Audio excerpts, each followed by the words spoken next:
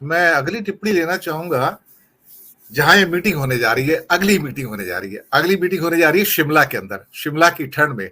और हो सकता है जो थोड़ी बहुत राजनीतिक दलों की जो गर्मी है वो शायद उसके बारे में प्रदीप चौहान जी कुछ बताएंगे। लेकिन बैटल लाइंस करीब करीब ड्रॉ हो चुकी हैं।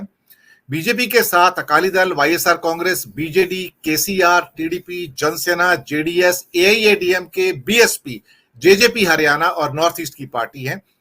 कांग्रेस के साथ RJD, JDU, Shiv Sena, NCP, DMK, UDF जो कि केरला की है, JMM Jharkhand, NC, PDP J and K की, सीपीएम।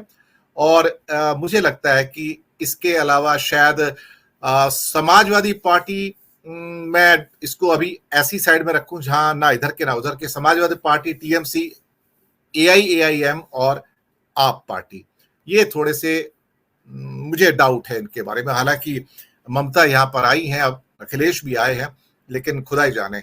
लेकिन ये जो गर्म माहौल है, ठंडा कैसे होगा? कुछ लोगों के तेवर बहुत गर्म है प्रदीप चौहान जी। शायद शिमला की ठंड में आपके घर में आके कुछ इनके तेवर ठंडे हो जाए। जरा बताइए कि शिमला की क्या तैयारियां हैं इनके तेवर ठंडा करने के लिए।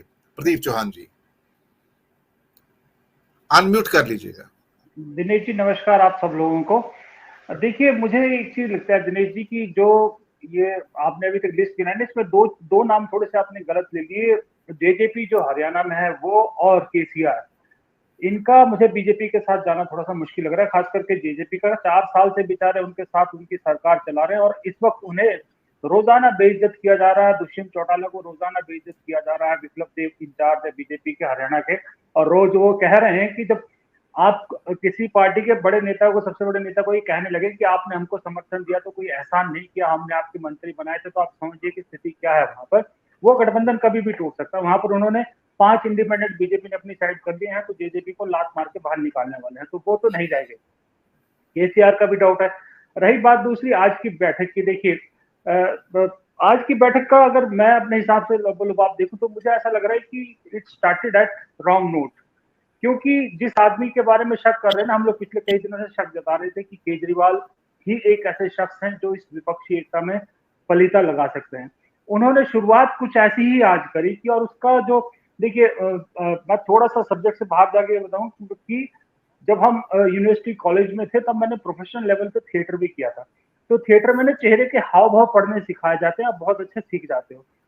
तो आज आपको बैठक में राहुल गांधी के चेहरे से खास करके बहुत सारी चीजें निकल के सामने आ रही थी। वो जो गलत नोट पे स्टार्ट वो ये किया कि एक तो इतनी बड़ी फौज लेके चले गए केजरीवाल, 4 नेताओं की फौज लेके चले गए। और एक मुझे ये समझ नहीं आता कि भगवंत मान को एक चीफ मिनिस्टर, बड़ी स्टेट, दिल्ली से बड़ी स्टेट के चीफ मिनिस्टर है, उनको एक विजिटिंग कार्ड की तरह हर जगह क्यों ले जाते हैं, वो भी समझ में नहीं आता। दूसरी बात, एक इंपॉर्टेंट चीज ये थी कि जब विपक्षी नेता बैठक में जा रहे थे तो स्वागत करने के लिए बाहर सबका वेलकम कर रहे थे राघव चड्ढा। क्यों? अपनी डोमिनेंस दिखाने की कोशिश की जा रही थी केजरीवाल की तरफ से। जब राहुल गांधी खड़गे आए तब वो नहीं थे, तब तक अंदर चले जा चुके थे। वो कहने को ये कहेंगे कि मैं तो अपने बड़े नेताओं का इंतजार कर रहा था, लेकिन आप विजुअल देखिए जिस तरह से वो वेलकम कर रहे थे सबका, वो साफ लग रहा था कि वो बाकायदा एक स्ट्रेटेजी के तहत वहां सबका वेलकम करने के लिए खड़े हुए। दरअसल वो डोमिनेट करना चाहते हैं इस बैठक को। इसलिए मुझे लगता है ये रॉन्ग नोट पे जो है वो आज बैठक शुरू हुई। चलिए उम्मीद करते हैं कि जो सेकंड राउंड शिमला में होगा, अब शिमला में प्रॉब्लम ये है कि तो तब तक केजरीवाल जी के कितने रंग देखने को मिलते हैं वो भी तय नहीं होगा। क्योंकि मैंने खुद 12 साल पंजाब हरियाणा में काम किया है, सर मैंने दिल्ली में काम किया 10 साल में। ये 2 स्टेट ऐसी जानता हूँ कि कांग्रेस अगर यहाँ पर खास करके पंजाब में और हरियाणा में आम आदमी पार्टी के लिए अगर 1 इंच भी जगह छोड़ देगी ना, तो अपने पैरों पे कुल्हाड़ी, खुद कुल्हाड़ी नहीं मारेगी बल्कि पैर कुल्हाड़ी पे मारेगी। क्योंकि वो एक कांग्रेस की आप अपनी गलती की वजह से सरकार आम आदमी पार्टी को गई थी वहां राज्यसभा, वरना कांग्रेस जीती हुई पोजीशन पे थी। आखिरी के 6 महीने में सारी गेम बदली जब अमरिंदर सिंह को बदलने की सारी कवायद शुरू की गई। नवजोत सिंह सिद्धू है, वो मुझे दूसरे केजरीवाल लगते हैं कि वो पॉजिटिव चीजें कम लाते हैं, नेगेटिव चीजें ज्यादा लाते हैं। बोलते बहुत अच्छा, वक्ता बहुत अच्छा, सुनने उनको बहुत लोग आते हैं, लेकिन वो वोट में कन्वर्ट नहीं होता। उनके साथ दिक्कत ये है। तो वहां से चीजें हुई, तो इसलिए पंजाब तो कांग्रेस का गढ़ है। कांग्रेस ने पिछली बार भी 13 में से 10 सीटें यहाँ से जीती थी। अकाली दल जो है इस वक्त बिल्कुल फ्लैट पड़ा है। अकाली दल को इस विधानसभा चुनाव में बिल्कुल जो है वो जमीन पे हो गया। बीजेपी का तो अभी पंजाब में नाम लेवा नहीं है। इस बार मुझे नहीं लगता, खबरें ऐसी आ रही कि सनी देओल भी इलेक्शन नहीं लड़ेंगे। तो सनी देओल पे ये था कि भाई चेहरा है, बॉलीवुड के हैं, तो इसलिए वहां से जीत जाएंगे। फरीदकोट सीट पहले विनोद खन्ना जीतते थे, फिर सनी देओल को लड़ाया गया, सनी देओल जीतेंगे। इस बार उनका भी मुझे खबरें ये आ रही है कि शायद नहीं लड़ेंगे, तो बीजेपी भी वहां खत्म है। तो फिर इस बेस पे कांग्रेस आम आदमी पार्टी के लिए पंजाब में जगह छोड़ दी। मैं कह रहा हूँ आज की डेट में, आज की स्थिति में जो पंजाब में लॉ एंड ऑर्डर की सिचुएशन है, जितने वहां लोग नाराज हैं आम आदमी पार्टी की सरकार से, और आज की डेट में चुनाव हो जाए ना, तो गारंटी से कह सकता हूँ पंजाब में 13 में से कम 9 सीट कांग्रेस अकेली जीतेगी। आज की स्थिति है, तो आम आदमी पार्टी के लिए कोई जगह छोड़ने का मतलब नहीं है। दिल्ली में आप 2014 के और 2019 के नतीजे देख लीजिए। यहाँ पर मैं ऐड कर दूं सर कि इवन जालंधर उपचुनाव के अंदर आम आदमी पार्टी को सिर्फ 34% वोट मिले हैं और कांग्रेस को करीब करीब 29% के आसपास, 28-29-29% वोट मिले थे। बीजेपी की जमानत जब्त हो गई थी सर वहां पर।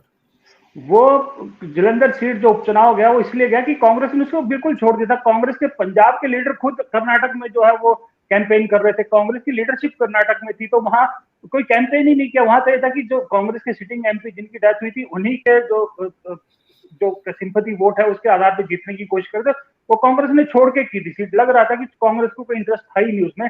अगर कांग्रेस जोर लगाती, कर्नाटक चुनाव नहीं होता, तो शायद मतलब ही नहीं था कि आम आदमी पार्टी को सीट दी जाती, क्योंकि उससे कुछ दिन पहले भगवंत मान अपनी सीट नहीं जिता पाए। भगवंत मान जहां से सांसद थे, वो जब मुख्यमंत्री बने, जब वहां उपचुनाव हुए तो हार गए वो। और रेडिकल जो है सिमरनजीत सिंह मान जैसे रेडिकल एमपी जो है वो इस संसद में बैठे, जो सीधा खालिस्तान वगैरह की बात करते हैं, तो इसलिए वो जीतना मुश्किल था। लेकिन कांग्रेस ने खुद ही छोड़ दिया था, वो अलग बात है।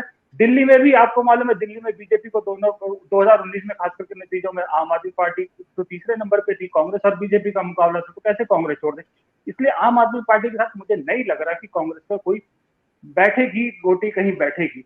रही बात टीएमसी की, टीएमसी में भी एक बात मैं साफ बता दूं, जिस दिन बीजेपी ने अभिषेक बनर्जी पे हाथ ढीला कर दिया, थोड़ी सी ढिलाई छोड़ दी, उसको कर दिया, उस दिन ममता बनर्जी भी आपको अपने असली चेहरे दिखाना शुरू कर देगी, रंग दिखाना शुरू कर देगी। दरअसल संजय भाई वाली बात, जो पहले के कांग्रेस के गठबंधन है ना, वही गठबंधन मुझे लगता है कि वो मजबूत स्थिति में है, वही अल्टीमेटली मुझे वही जाते नजर आ रहे। खास करके अगर हो गया तो शायद समाजवादी पार्टी के साथ अखिलेश यादव कहीं जुड़ जाए, आपके साथ किसी तरह का उनके साथ तालमेल हो जाए। बाकी JDU, RJD, Shiv Sena, NCP, DMK और कश्मीर में शायद एनसी और पीडीपी के साथ, क्योंकि वहां सीटें 5 ही है, वहां तो कैसे बांटेंगे मुझे समझ नहीं आ रहा। यही आपको दिखता नजर आ रहा है।